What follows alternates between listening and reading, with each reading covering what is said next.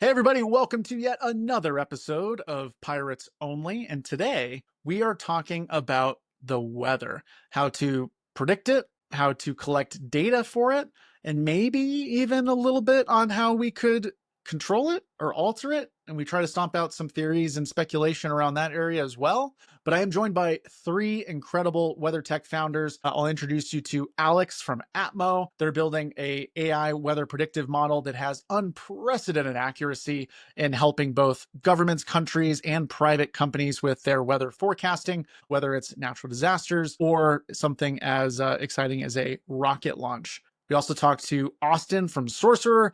They're sending their balloons all over the world collecting weather data. In fact, they're collecting 1,000 times more data that are helping models like Atmo and other companies in being able to predict weather that much more accurately. And one of the things we touch in is how they're able to do this over the ocean, which up until this point has been very, very difficult to collect weather data from. And last, but certainly not least, we have Andrew from Make Sunsets. Make Sunsets is using the exact same process that volcanoes have been using for millions of years in cooling our planet. We talk about the science behind doing that and how they're already cooling the planet for us today. We do talk a little bit about cloud seeding and weather alteration and some of the repercussions and effects and a lot of the bad rap that it gets. We use some data. We point to some resources down in the show notes as well. So if you're interested in what it means to track, predict, and maybe even change the weather, this is going to be an exciting episode for you. I also want to point out that this episode was recorded a couple weeks ago before the devastating flooding that happened in Texas over the weekend. Our thoughts are obviously with those affected with that natural disaster. We do touch on in this episode how weather unpredictability is becoming that much more common across the globe, and how leveraging some of the technology that we have today to better predict, better provide awareness and preparedness for some of these conditions is going to be of utmost importance over the next decade and beyond. So again, if you're interested in anything related to the weather, I hope you enjoyed this episode. Let's dive in. Hoist the black flag high, let the cables hum. Code and cannon ready, futures beating like a drum. Charts are drawn in circuits, treasure maps and AI. We're sailing for the edge where bold ideas never die.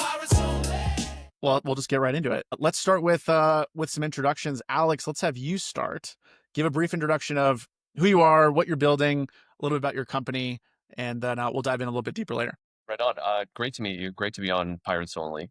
Atmo is AI for the atmosphere. So starting in 2020, we came out with the first deep learning neural networks that could predict the weather. And so just the same way that you've got ChatGPT predicting the next word or phrase or paragraph of text, we invented large-scale transformers for weather information. And we've used that to build some of the most detailed and accurate weather forecasts that are in operation today. And we do that for amazing people like the US Department of Defense, the Republic of the Philippines, all the space launch sites in America, and many others. And we've been operating that right here from San Francisco, California. That's awesome.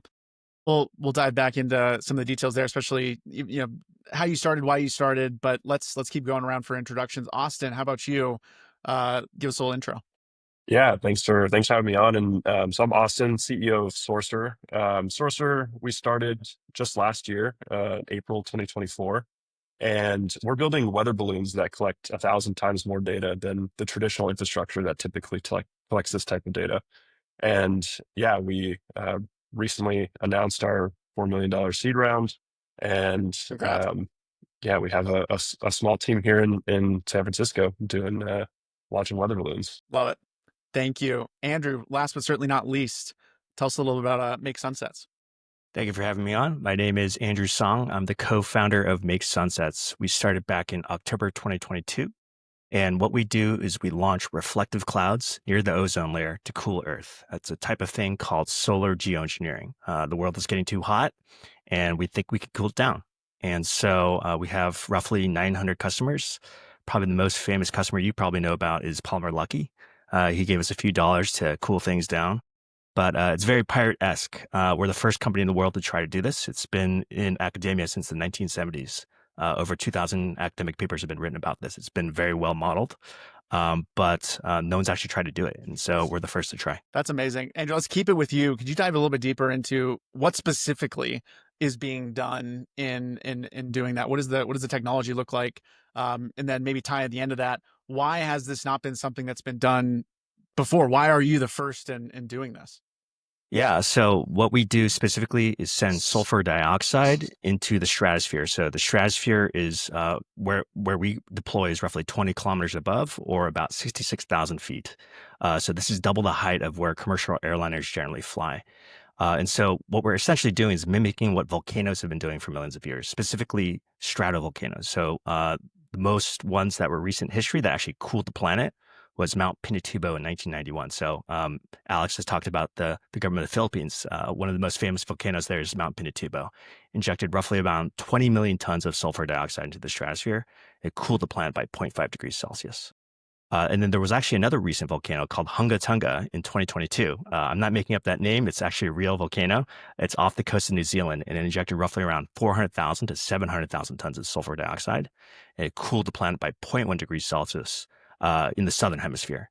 And it lasted for roughly about a year.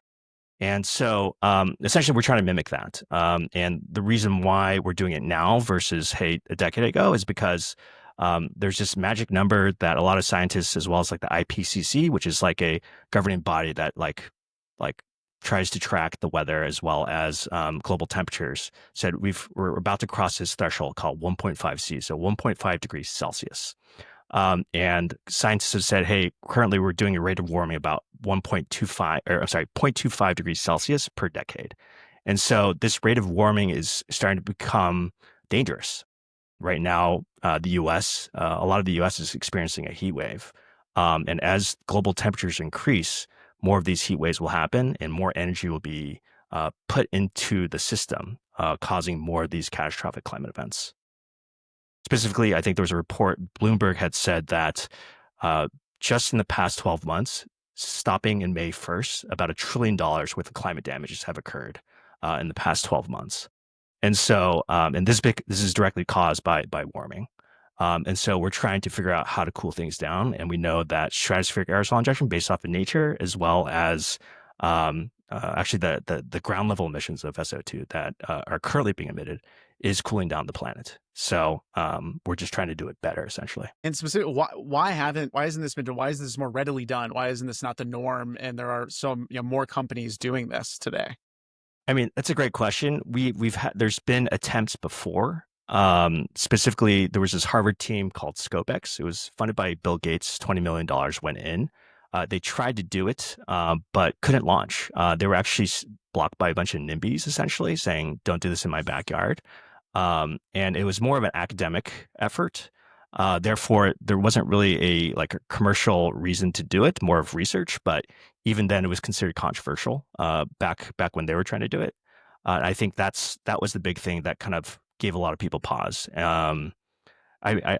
I guess the real thing is it is the controversy. Instead of like a lot of people say around sustainability or climate tech, instead of removing something from the atmosphere, aka greenhouse gases, we're actually adding something to it. And so that's a fairly foreign thing to approach a problem. Instead of taking it away, you are adding something to the system. And so people are not so happy about that sometimes when they first take a look at it. Yeah, and just a question that I've been super curious about for a while now.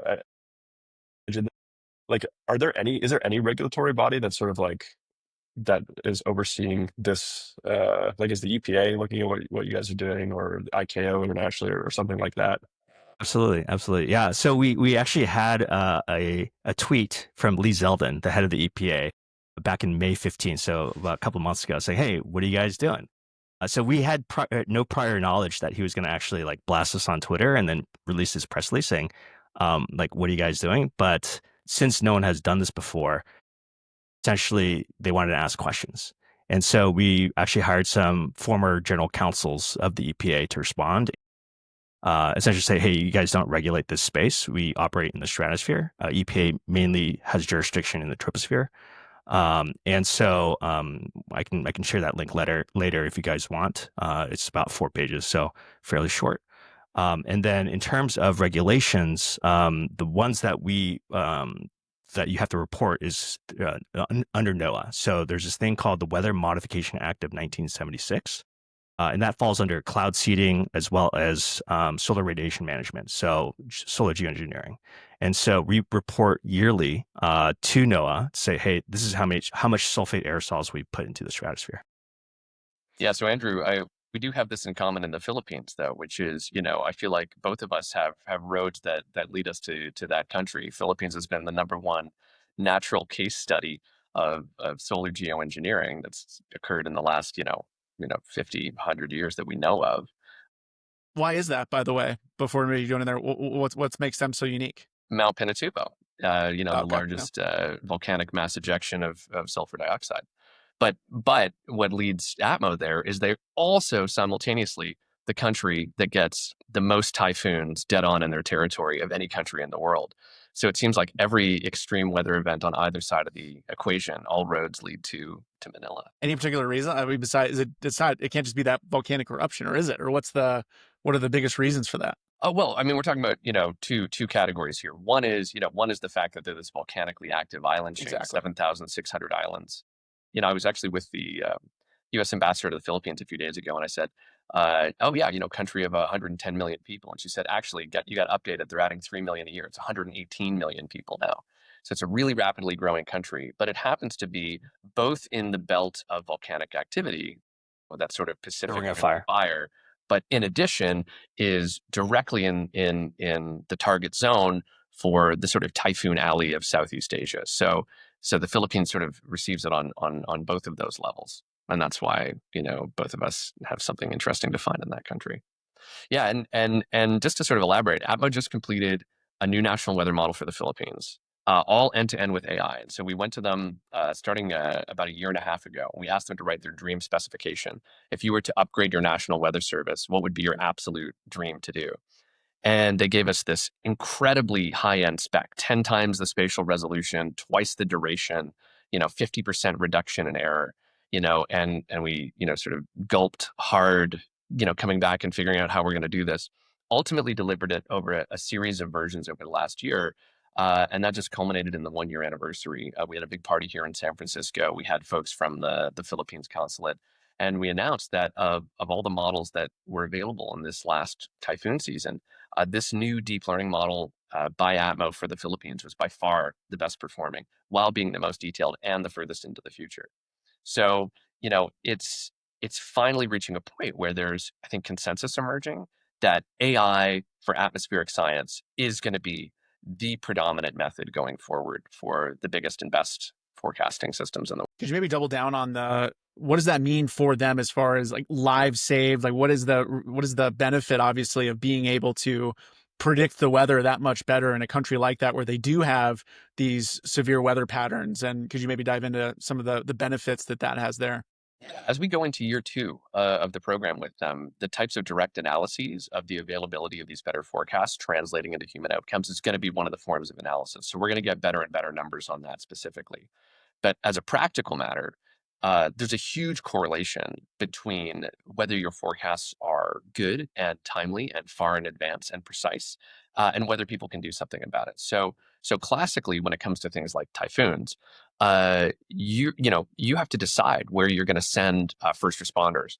So the Philippines has an enormous responder force, hundreds of thousands of people that sometimes mobilize jointly between the civil and military services. And if you send them to the wrong island in a chain of thousands of islands, or the wrong zone around Manila, you basically render useless what you're doing, or make it highly, highly effective if it's targeted well to where flooding will occur and extreme wind and so forth. So we expect to have a really significant effect on public safety, the quantification of which will come in time. But I think anecdotally, folks can appreciate, even in the U.S. context, if you think about the flooding in the Appalachia region, with the sort of unexpected hurricane reaching far inland there. Again, that's a case where most of the damage accrued where there wasn't anything that was done proactively, or very limited steps done proactively. So generally the theory is, if you're going to get kicked in the ass, it helps to know precisely when and where and how you're going to get kicked in the ass. The Philippines are also kind of a good case study for, why the type of data that we're collecting is super important. Typically, the typhoons are forming, far off the coast in the Pacific. where there is no, ground infrastructure. Really, you just have satellite data out there. Satellite data comes with a huge number of limitations.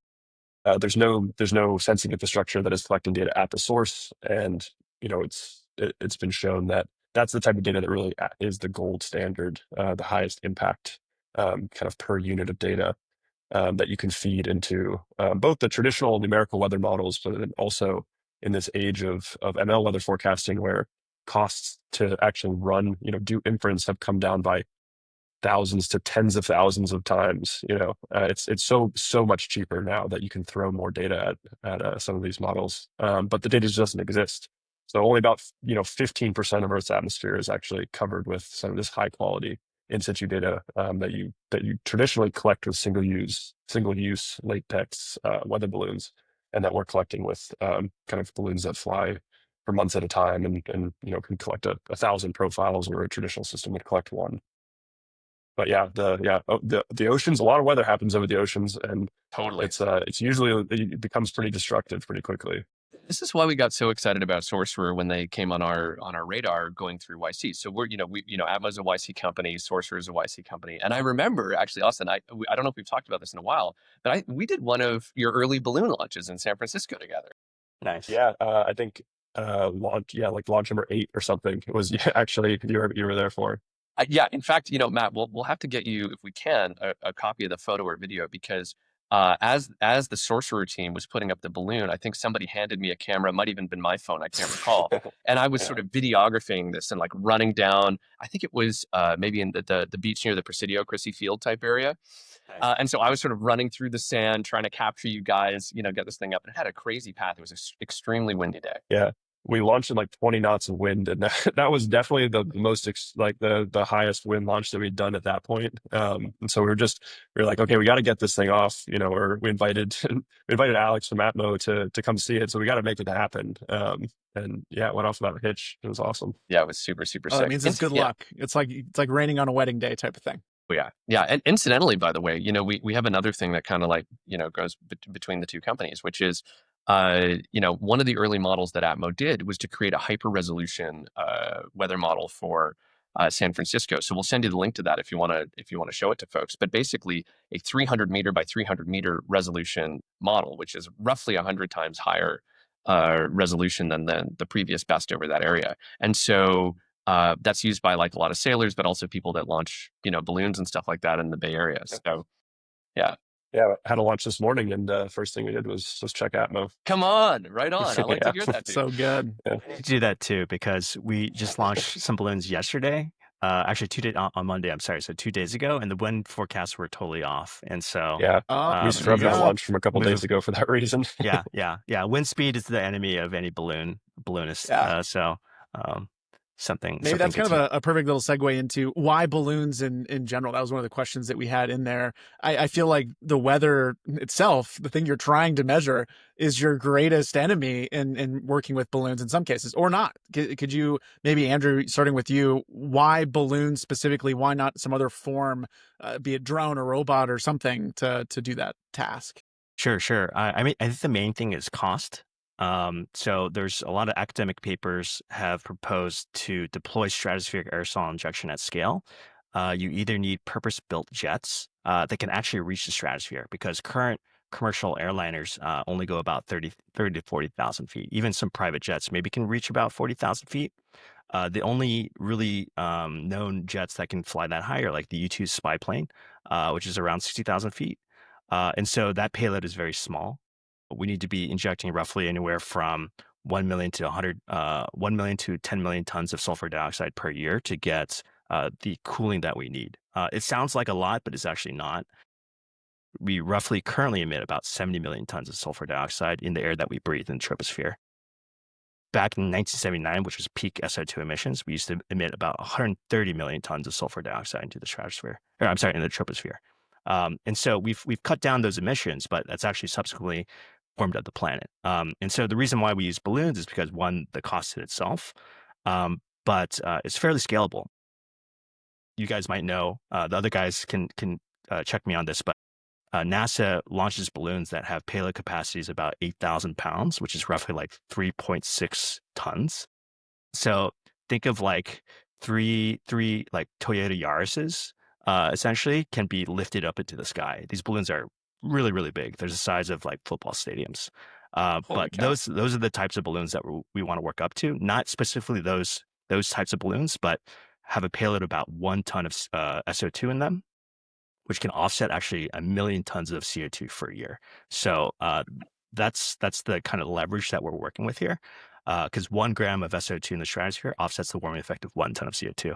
And so another thing that's kind of different from us and Austin is that our balloons only have to have a flight time of roughly like 3 to 6 hours. So because we're just in and out of the stratosphere, we just need to deploy and then come right back down. Austin needs to fly anywhere from 30 to 60 days or even longer. I actually, that's more advantageous for you because of the use case of the mission. And so that's the big difference. We're more of a single use versus Austin is trying to be more persistent. Yeah. So Austin, yeah, kind of the same question, specifically on the balloon side. My thought was that because you're in the air for so long, you're not going to put a drone in the air. You're not going to be able to do that. Yeah, balloons probably being a huge advantage on your side.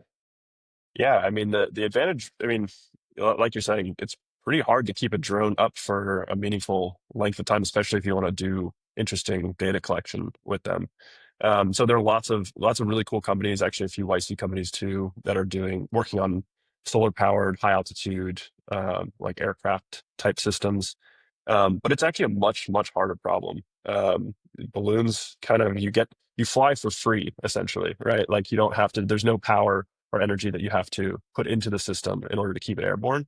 You're just relying on the lifting gas, and so it actually is a really good platform for doing long duration work on smaller power budgets. And the yeah, for us, it's also a cost thing. So similar to Andrew, like we, we're launching our goal is to have tens of thousands of these systems all around the world, and to make that feasible, especially at the early stage, it's sort of startup scale. Each system has to be fairly low cost, and so the using the balloon as the platform really helps us be able to achieve that scale with not needing billions of dollars. We could do it with millions of dollars, Yeah. and so that's kind of why balloons for us. And I think actually even Alex, this is what might have been what you were interjecting with, but Atmo has a balloon heritage as well. We do. That's quite true. Atmo's co-founder and CTO, Johan Mate, was one of the early and critical employees on Google's Project Loon. So he went around the world, launching these balloons and even developing preliminary machine learning models for the weather, even far before the founding of Atmo. So it seems like all cool stuff is apparently coming from balloon guys. Love it. Well, and actually, the attributes that Austin was mentioning are one of the reasons why we're very, very excited, which is we're forming an alliance between the two companies, between Sourcerer and Atmo. And we got a bunch of really exciting things planned, and we'd be happy to tell you about them. Let's do it. Roll into it. You can't Okay. tease us like that. Leave it out there. Yeah. Yeah, let's hear it. Okay, cool. Well, listen. So at a high level, we got three things that we're kicking off together. The first is we've decided that we're going to go launch balloons into this hurricane season, and so we're going to take Sourcerer balloons and we're going to deploy them in the Atlantic coast, the Gulf region, and even if we can, further out into the ocean, in the parts of the ocean where a lot of these systems begin to form, where you have proto hurricanes that then turn into the ones that eventually come to the United States. So we're going to use that to boost the performance of Atmo AI models that are making predictions for those hurricanes in the season. The second is we're going to be working together on doing co-sales and projects around the world together. Atmo is very fortunate to have a bunch of these great relationships like DoD, sovereign nations, great private enterprises, and so forth. And we think a lot of those folks will have a great interest in adding on to that Sourcerer services and products. And so that's something that we want to make available, and vice versa. Sourcerer has some extraordinary customers and partners that Atmo doesn't. And so they may have the option to bring Atmo forecasts into that. And then finally, overall, we're going to undertake experimentation to determine how much better we can make AI weather models through the use of the data that Austin and the team are collecting. So it's a really great multidimensional alliance, and I think it's going to really kick some ass in the coming year. So I'm really excited to do it with you, Austin. Yeah, we're super stoked. And so actually all three of Sourcer's co-founders are from Florida originally, and like better predicting hurricane track accuracy and being able to better mitigate sort of the impact of severe storms, like hurricanes specifically. It was like a huge like driving factor for us starting the company to begin with. And so yeah, this has been a goal of ours, is to really, really dig into hurricane forecasting specifically. And we're really excited about this partnership and the impact that we hope to have there. Yeah, my family actually also all of our family, actually, all the co-founders' parents still live in Florida. So we're back and forth quite a bit. I was actually there for Ian in Fort Myers. That's where my parents live. So yeah, it's just super close to home, and we're really, really excited. Well, man, when we go out there, we'll got to go do some family dinners with your folks. Yeah, And absolutely. dodge some That would be a hurricanes, blast. hopefully. Yeah, yeah. Well, you could use Atmo to predict them well in advance to hopefully mitigate some of that. You'll know exactly Cool. the perfect time to go out there. Yeah, that's exactly right. Yeah, we've had some work in Florida for some time. We've been doing space launch forecasting at Cape Canaveral. That's what I was going to ask. Yeah. And cool. and so that was a sort of a major first foray into Florida. In fact, I do believe that one of the major hurricanes last year passed through the forecast zone that we'd set up around Cape Canaveral, and just watching it come through the model is just absolutely wild. The intensities, the wind speed, the structure, and so forth. Anyway, so yeah, Austin, like, glad we're doing this. It's going to be pretty cool. And then Matt, maybe we'll come back in a year and we'll let you know what we got done. Yeah, I love it. Yeah, we'll definitely do part twos of a lot of these episodes because there's so much changing, which kind of brings me to a topic I want to make sure that we cover is this idea of changing weather patterns over the course of the years. And Alex, you and I spoke a little bit earlier, but could you share a little bit historically of maybe what you're seeing and what the data is telling us and kind of changing? And then that kind of leads obviously into what you're doing, Andrew, and helping us hopefully prevent some of these changes happening so drastically. But maybe Alex, starting with you, can you give a high level overview of maybe what the data is telling us on changing weather patterns and where and how drastic, or anything that you can shed light on there? What the data is telling us is we're entering a higher variance world, a world where the tails of the distribution get more extreme and more populated. Things that were to any end of any spectra of variables are getting stronger and more frequent. And so we see a recent example of this in Southeast Asia. This last typhoon season was extremely intense, and particularly intense for the Philippines, this country that we're so focused on. Um, Unbelievably, there was a 27-day period in which 6 typhoons came through one country, the Philippines, which, as far as we've been able to tell in records going back to the 1950s, is unprecedented. So if you think about it, that's like a typhoon, like 1 day, 2 day, 3 days, next typhoon. 1 day, 2 day, 3 day, 4 day, next typhoon, just like that. Imagine just being on the ground and having that happen. Those types of things are getting more frequent. Another thing that seems to be in the data is that extreme rain and flooding is getting more frequent, particularly in places that weren't prone to it before. So if you cast your mind back a few years, you'll remember that there were some pretty stunning floods, for example, in very scenic parts of Western Europe, like in Belgium and Switzerland, parts of Germany. Places, you've got these sort of quaint townships that are traditionally very, very calm in terms of weather.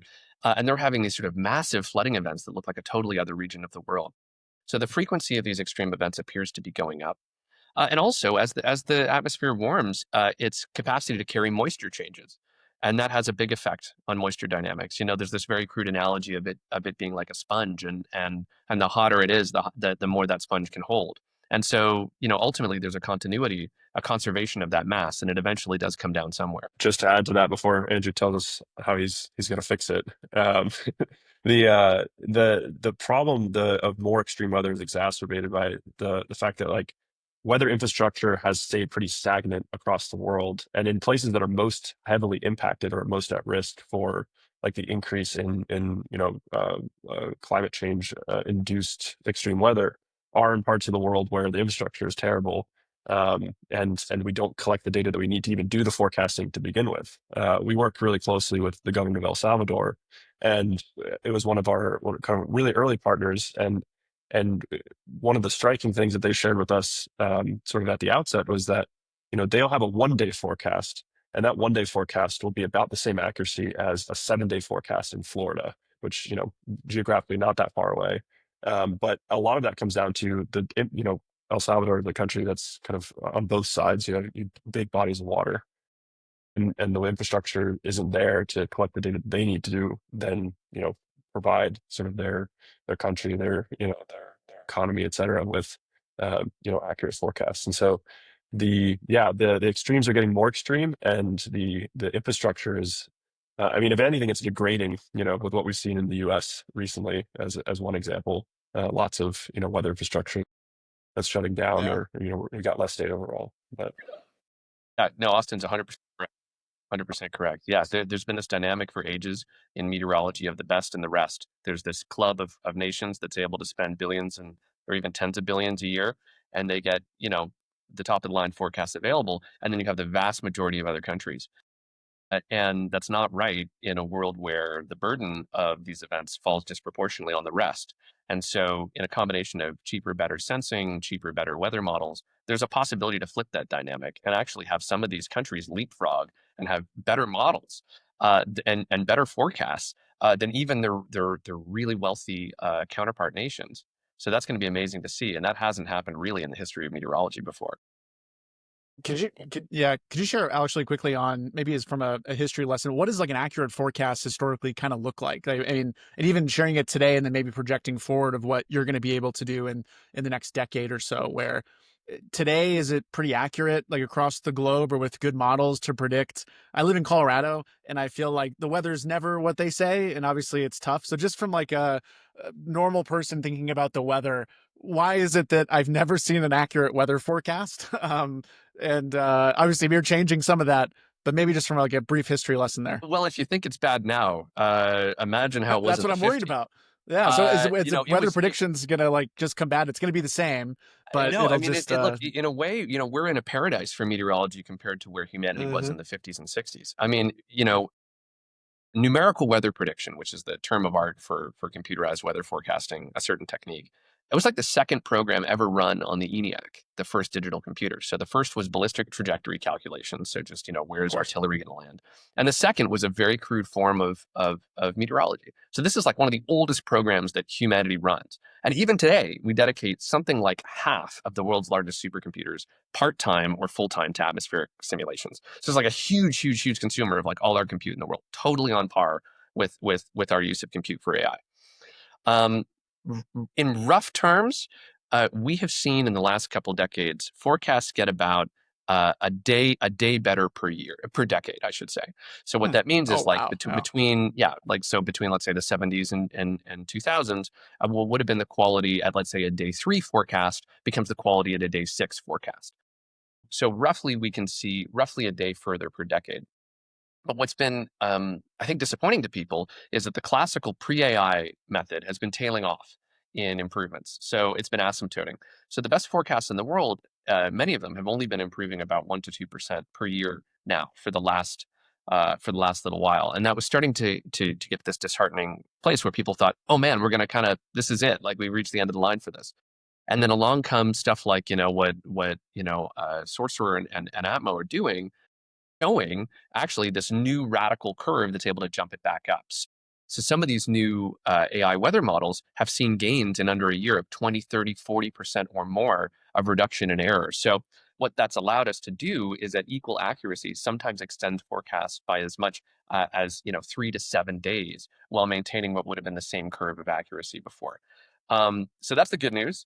The bad news is that's going to take a little while to make its way, particularly to you in the United States, because actually, of countries, one of the very few that does not have a national AI weather model yet is the United States. So Interesting. even though we've got the best companies in the world that have invented this technique, we've actually much more readily brought it to the military or brought it to foreign countries than we've actually brought it to the National Weather Service. So Why is keep an that? eye on that. Why is that? What's the reason why?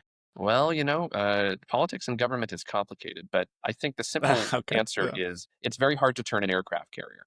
And so, the US National Weather Service has had the benefit of enormous funding and has done amazing work over many decades. But to turn that ship of thousands of people is much harder than to turn the ship of, let's say, a country like, a country in Latin America or in Southeast Asia, where the teams are smaller, they're more nimble, they're more highly motivated for change because of where they are kind of in the rankings. Um, so, but it's coming. I mean, I think everybody understands this is going to be the future. And so hopefully the sooner we can get it to you, the better. And then it can show up in your app and you can have a better day in Colorado. Yes, hopefully so. I know, Alex, that you have to go a little bit earlier here. I want to give you a little bit of a platform before you go to just share any CTAs, hiring announcements. Obviously, you shared a big one here with Sourcerer in Austin. Anything else that you want to share before you have to get any CTAs for folks? Sure, just two. First of all, we're super, super excited to be in a new alliance with Sourcerer. We have followed this company since day one, huge admirers. We're there to help launch some of the, I guess, balloon number 8. And we're going to go out there and launch a lot more balloons together, and we're going to use this to make better forecasts. So we're super psyched, and I'm very grateful to Austin and the team for the partnership.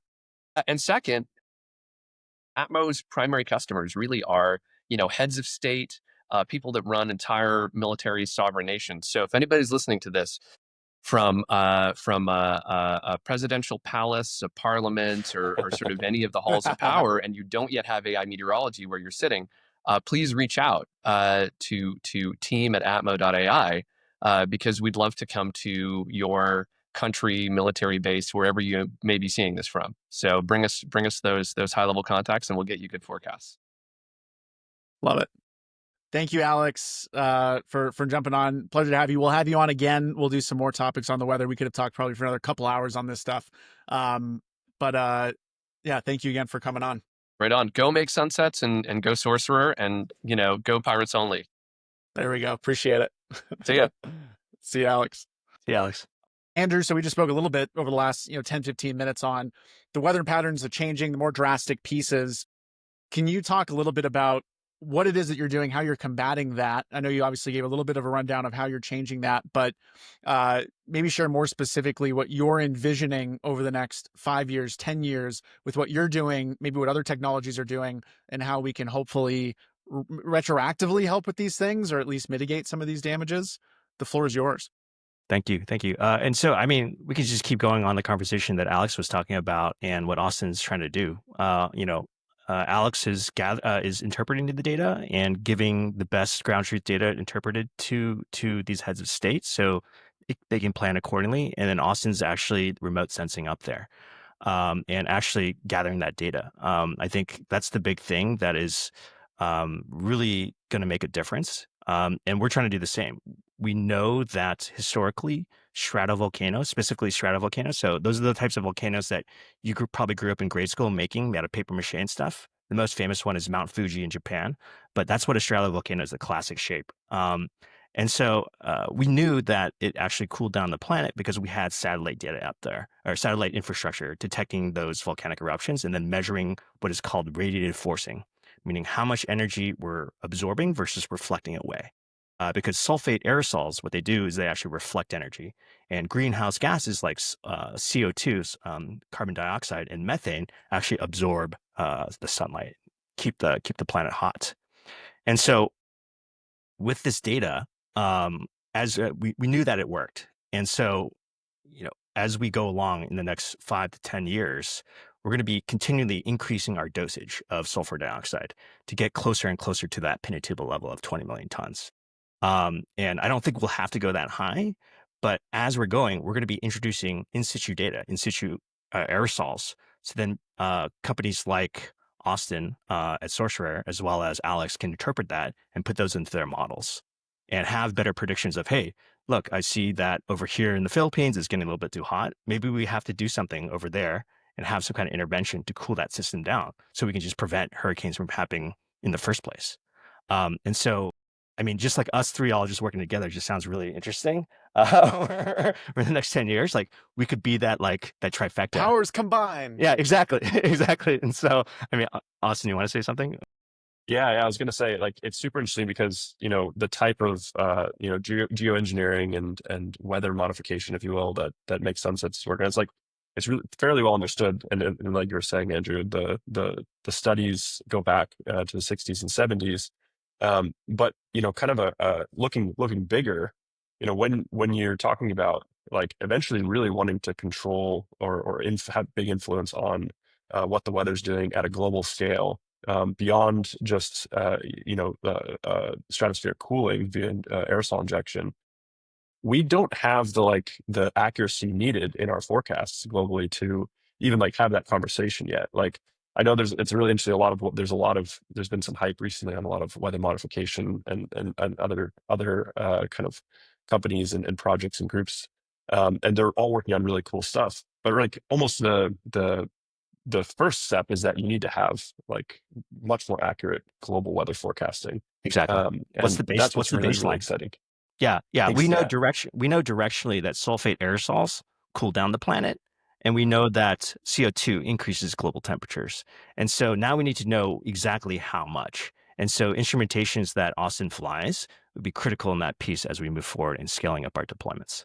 I think that's the most exciting thing about this. I mean, we were thinking maybe we need to use better satellites, because there are satellites there's the Tropomi that's on the Sentinel-5, which is run by the European Space Agency, that can detect volcanic eruptions and radiative forcing, meaning again how much energy we're absorbing versus reflecting away. Putting up other different sensors, like constellation of these sensors using balloons to detect the sulfate aerosols as well as radiative forcing would be huge. And that's just the infrared camera, by the way, so it's a super cheap sensor. It's not something very exotic. It's just measuring, again, watts per square meter is the unit of measurement. Yeah, and I think it's always going to be sort of a sensor fusion approach, if you will. Like, we need satellites, we need more ground infrastructure, we need buoys, we need sensors on airplanes. But really what it comes down to is we're moving into an era where we can do some really, really cool stuff with weather prediction on the back of AI, the AI revolution that's happening. That's Exactly. driving costs just down, to it's sort of an unprecedented cost reduction technology, bringing unprecedented cost reduction, and we still don't know all of the impacts that reduction is going to have. We're just really scratching the surface of, we're doing sort of the boring things first. We're making the models that we have a little bit better, or a lot better in many cases, but we haven't started. There are all these new opportunities that are available from, if I can run something on my MacBook versus a supercomputer, right? Like that opens up, hyper local forecasting, and for specific variables and specific use cases. Yeah, it's a really exciting time to be working on kind of in this space. Yeah, I think the next 10 years are going to be very interesting, what we're able to accomplish kind of on the back of all this tech. Yeah, it's just the feedback loops, I think, is the most important thing. It's just they're getting tighter and tighter. And so hey, we're going to put this much sulfate aerosols up. Austin's balloons are going to sense it, plus some, sensor fusion with some satellite data as well. And then that's going to be all that data is going to be plugged into Atmos. And then we can get better and better at this, because again, Mother Nature did a good job of showing that it works. Now it's our job to actually then say, okay, how can we make this better? How can we do this in a more controlled manner? Because volcanoes are pretty violent, and they're and the reason why too is also that they also put up other stuff too. They put up sulfur as well as carbon dioxide. There's even some volcanoes that shoot up gold. There's a volcano in the Arctic that actually shoots about $6,000 worth of gold dust per day. And so it's that's a great metric. Yeah. So I mean, I don't know what that last time I think the articles reference was I think pre-pandemic. So gold prices have gone up. So maybe it's $10,000 now. But it's volcanoes are very fascinating, and we can look to Mother Nature to really help us get better at essentially one, predicting the weather, but then also how to then after predicting the weather, what can we do with it? Because we know how to heat it up. It's just add more CO2. Yeah. So, Andrew, I'm curious, because your long-term vision for Make Sunsets, will you always be deploying via balloons, or is the idea that you'll move to a new paradigm, or is it you're trying, the end goal is to get enough buy-in from other groups? So I know the figures like 10 to 15 billion a year or something that you need to do this via 747s essentially. Yeah. I'm super curious about that. Yeah. So what you're touching upon is a scale up. We can get pretty far with balloons. Just to give you an example, the balloons that the next milestone we're working up to is that 1 ton payload. Again, that offsets 1 million tons of CO2 per year. To offset ExxonMobil's Scope 1 and Scope 2 emissions, meaning that's like direct emissions. That's not like them selling gas and then me driving, burning that gas. Then that's considered Scope 3. But direct emissions that ExxonMobil produces, they emit roughly around 100 million tons of CO2 per year equivalent. And so to essentially offset that warming that is caused is 100 balloons. So that's not a lot. That's how powerful this technology is. So you can get pretty far. To give you even another difference of scale and leverage, to offset global emissions, roughly the last number I looked at was about 37 billion tons of CO2 was emitted in the previous year. So again, that sounds like a lot, but essentially we would need roughly 37,000 balloons to offset that warming for a year. And so it's like 37 billion tons of CO2, right? And you only need 37,000 balloons, one-ton balloons. That's not crazy. Yeah, when you That's put not that crazy. math Like together, it's not crazy. JFK, does I think roughly around 200,000 flights per year. And again, we're not flying planes here; we're flying balloons. And so they're pretty simple. But to touch on what Austin's saying, like how do you scale up from there? We're not married to any certain type of delivery vehicle. For example, actually, one of our investors is an early employee of a supersonic company, supersonic jet company. And so whenever that supersonic jet company is ready to start, flying certain people or payloads, we could just strap a device to one of their wings and deploy that way at scale. Would And that work really at that altitude though, or is there like an altitude requirement that they would have to hit? Exactly. So that's why it's a supersonic jet company. It's because characteristically they have to fly higher because to get a better fuel economy. Because if you fly lower at supersonic speeds, the whole airframe actually heats up, and that becomes dangerous for the plane. So they have to fly higher where the actual wind molecules are less dense. So they just go higher. But there's a lot of different ways to do this to cool down the planet. Like ultimately, I think the holy grail is space mirrors. So putting a constellation of solar sails between at the Lagrange point, and so eventually, I think we will get there once launch costs to get things into actual space is becomes less and less, and I see that world happening. But right now it's just too expensive. It's in the trillions of dollars. Plus, we don't have the material science done yet. So this is essentially a stopgap solution. But I want to stop using sulfate aerosols like as soon as possible. It's not the best thing to put up in the atmosphere. There's other candidates of molecules that you can use as well. And so those are just not being actively explored because it's such an underserved market. There's not a lot of data around this. And so what we're doing is going with what we know. Is that naturally occurring substance, sulfur dioxide, that is being emitted right now. People freak out saying like, hey, like, wait a minute, sulfur dioxide, that's acid rain. But like, listen, again, we emit 70 million tons of this stuff right now into the air that we breathe. If we actually stopped all those SO2 emissions tomorrow, we would live in a 1.9 C world. Like the current emissions that we're putting in the troposphere is currently cooling the planet by 0.57 degrees Celsius. So that's a lot of cooling. But we're just doing it in the wrong place. We're doing it in the wrong place and too low. If you do it in the stratosphere, there's this thing called residence time, meaning how long an aerosol actually lasts in a particular part of the atmosphere.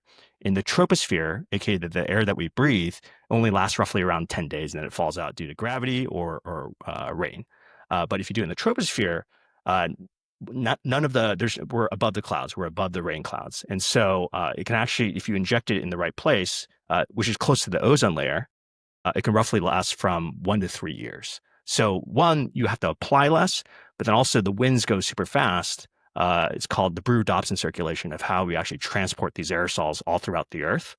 Can actually evenly distribute the aerosol very, very, very evenly, which then actually cools down the entire planet. So that's why Pinatubo was able to actually cool the entire planet by 0.5 degrees Celsius. Hunga Tunga was a little bit more southern, so it only covered the southern hemisphere. But essentially, the academic papers and modeling has said you need roughly around 6 to 12 different injection points north and south of the equator, and you get pretty good distribution of the aerosol itself. And so having roughly like these automated balloon launching robots that can send up these really, really monster balloons dotted around these island nations like the Philippines, like actively deploying, and then also, connect to maybe Atmos's like API for AI, saying like, okay, looks like there's a hot spot here. We need to launch a little bit more balloons. And Austin's, balloons are sensing all this stuff. We can just have this essentially thermostat. We can just start I controlling, was just going saying, to ask, it's okay, almost like having an air conditioning unit built into the it is. planet. It is. It is. I mean, I want to live in a world where everyone has a thermostat on their wall for indoors. Why not have one for outdoors? I mean, we can control in our cars per seat, right? Like we have zone cooling, zone heating in our cars itself at an individual level. Why can't we do that for the In a way, we're almost doing what seems like the Earth's natural way of cooling the planet. And we're, the feedback that we even got leading up to this episode, I'm sure that you get a lot, is we shouldn't be doing that. It's like an act of God. We shouldn't be the ones that are trying to control the thermostat of our planet. Like that's out of our control. Can you talk a little bit about maybe what the consequences are, if there are any, or obviously you're probably getting a lot of pushback on doing this, and people are taking pictures on Instagram of weird clouds in the sky and blaming you for it. Can you talk a little bit about that, why that's maybe not the case, and stomp out some of those things? Totally, totally. I think the high level is it's the dose that makes the poison, right? We're not trying to, I think everyone here probably drank a cup of coffee before they jumped on the pod to be a little bit more chipper. Uh, hey, and now you're an active member of society. But if you drink 100 cups in less than an hour, you will die. It's not good for you to have that much caffeine in your blood. We're not saying we need to put 100 cups of coffee into the stratosphere. We're saying less than a drop of coffee. Like that's how little amount of sulfur dioxide we need.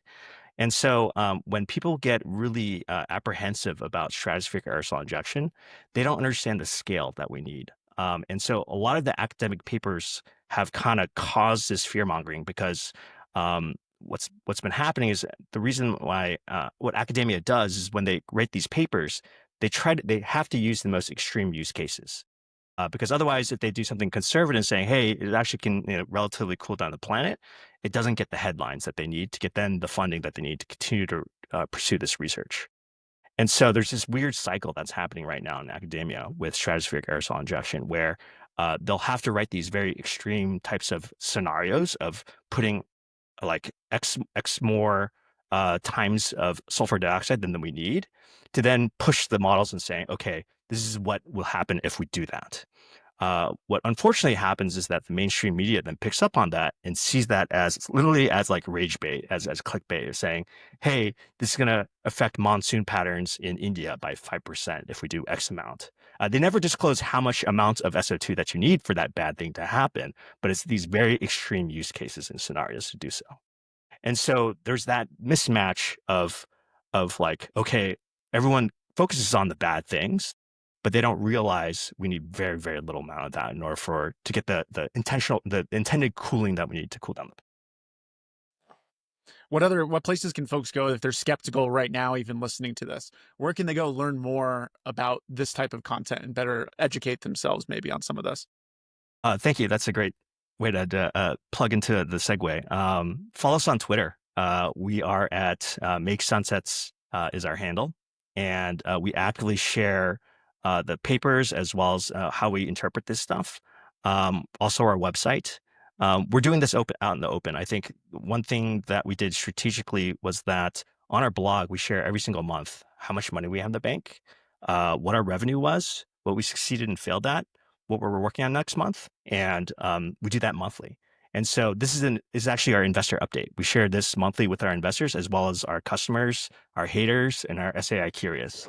And so it's something where this is going to affect everybody. And so this should be a thing that everyone knows about. And if you think that you want to help us, you can go to our website and actually buy some cooling credits. That's the product that we sell. Because one cooling credit offsets the warming effect of 1 ton of CO2. And so the average American roughly emits about 16 tons of CO2 per year. And so you can go on our website, and it's a very small amount of money in order to make an impact. Love that. Any other CTA, anything that you want to drive traffic towards or for? I don't think so. I think it's really, check out our website and follow us on Twitter because those are the places where we're most active. Read those academic papers, but always have that lens or whatever you read when you do read these like because there's a lot of articles now coming around about stratospheric aerosol injection. There was the UK government just kicked off like a I think it was $65 million worth of solar Research. radiation management research. Mostly it's around modeling, no deployment. No deployment projects. Again, we're the only ones in the world currently deploying any type of sulfate aerosols into the stratosphere. Closely follow those things, but always have a lens of, how much does that bad thing need to happen in order for, it to actually happen. And once you realize it's the dose, again, that makes the poison, and then you'll look at this in a different light. I strongly recommend it. I mean, that's where I send a lot of folks whenever they ask me about it, because I'm very interested in this space. I love Make Sunsets and have shared it with a lot of people. And I think you're doing both really well, and that you're doing the thing that you're saying you're doing, but then you're also educating people and keeping it wide open on the effects and all the reasoning. So it's incredible. I can't recommend checking out your site, following you guys enough. It's a must follow. Thank you so much. All right, Andrew, thank you so much for jumping in. We'll do this again, and congrats on everything. Good luck with everything, and we'll chat again soon. Sure, for sure. And hey, Austin, tell Max to send some radio sounds to us, because we need to do another flight. Yeah, we're actively. I'm looking at him build a couple more payloads for. We just onboarded 2 new hardware engineers this week, Nice. and so Amazing. we've been in sort of like hiring mode, and they're Training now mode. back in onboarding. Fundraisers do that to you. Yeah. Yeah. Cool. Exactly. Cool. Yeah. All right, talk guys. soon, Andrew. Take care. Peace. Say, Andrew. So Austin, one of the questions that we had submitted from folks going into this was specifically around the unique advantage that you have at Sourcerer, and that before Sourcerer, the oceans were kind of this desert of not being able to read. And as we learned earlier in the episode, so many of these weathered patterns begin in those areas. Can you explain a little bit maybe how you were able to fill that gap and what was being done before Sourcerer to do that? Yeah. So, like the weather community, like understands the importance. Like the ocean really is a, it's like half of the system that ultimately causes weather. Like the ocean is tightly coupled to the atmosphere, and we have to have a good understanding of both to really be able to move our forecasting accuracy and skill forward. And like the weather community has understood that for a long time, and we've had through both government and private organizations that are aimed specifically at collecting data from the oceans. So like NOAA will deploy weather buoys. There's another really cool company actually in San Francisco called SOFAR. Really cool company deploying buoys, both buoys that drift around the ocean and are also anchored, and they're collecting both sea surface data and then underwater data. So there is some infrastructure, and there are lots of like ways that you can collect useful data. But what's been missing, and what's been basically impossible to get, up until now, is what's happening at what's called the planetary boundary layer. So that's sort of the lower troposphere down to the surface. And so that's you have to be in the air with a sensor to collect that data. Satellites really struggle, or at least the prevailing sort of satellite technology for collecting weather data from space really struggles at that layer.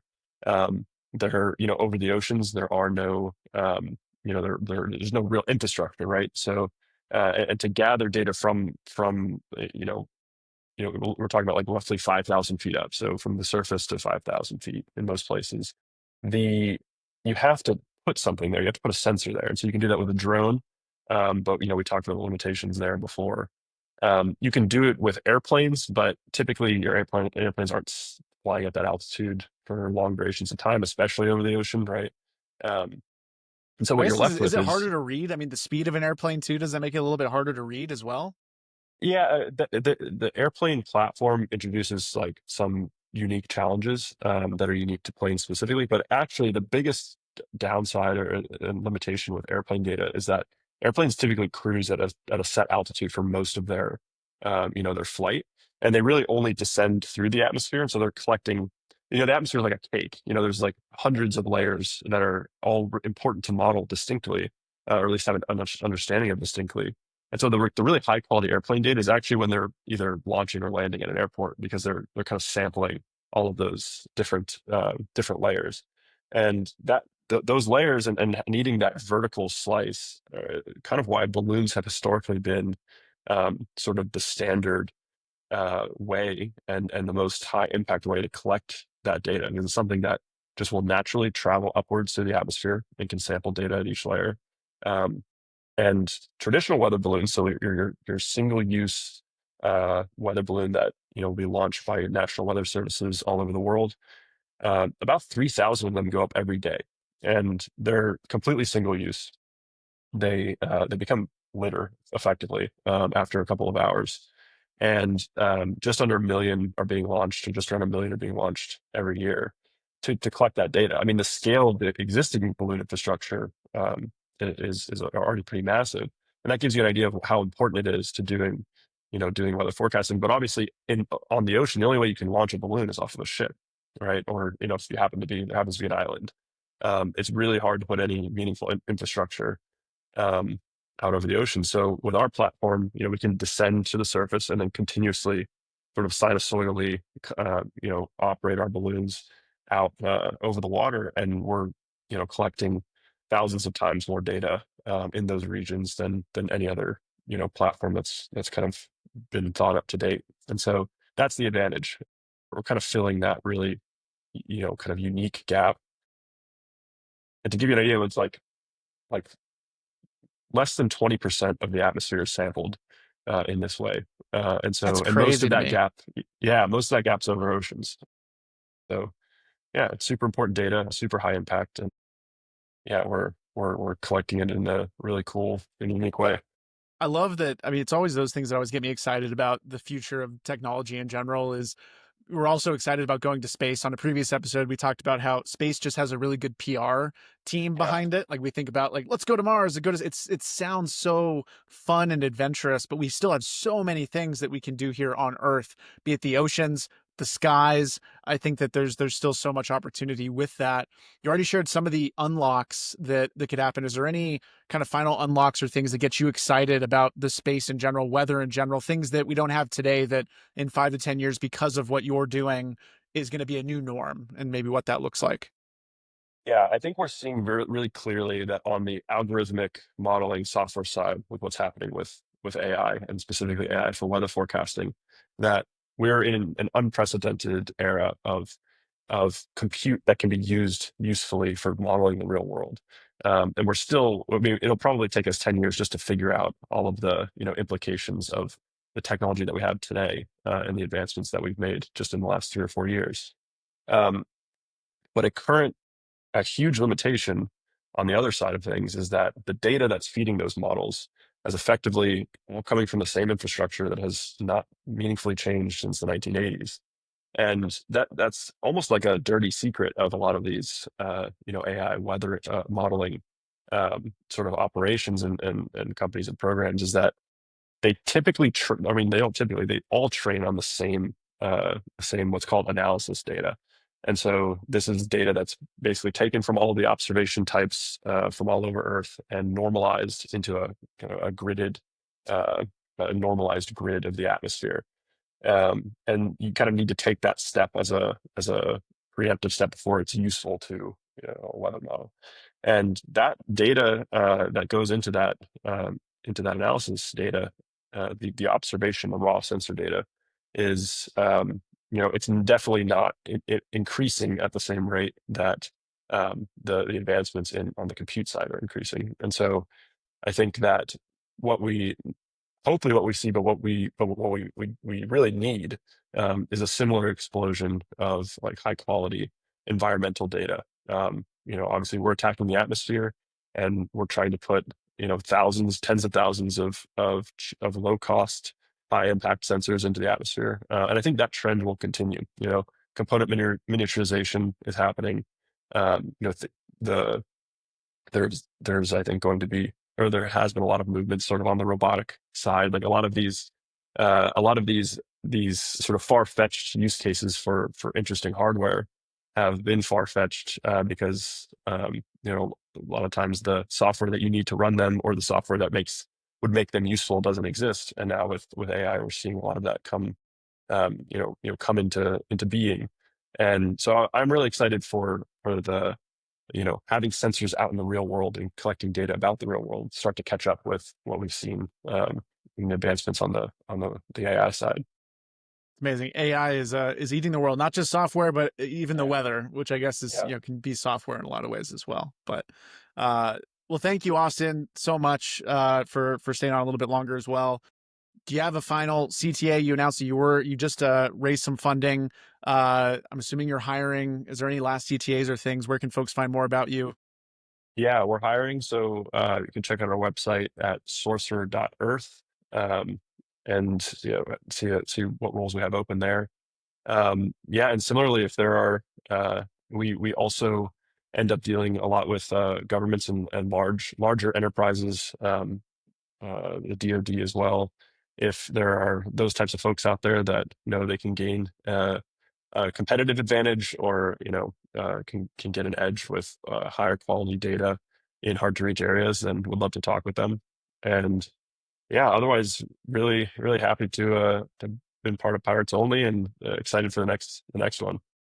Love it. We'll definitely do it again. We're also thinking about doing one-on-one episodes, even like kind of what we're doing right now. I think a lot of folks like that one-on-one approach as well, along with the team. But we'll definitely schedule another one of these to hear about the progress you've made and talk to me about the partnership that you have going on as well. So that'll be great.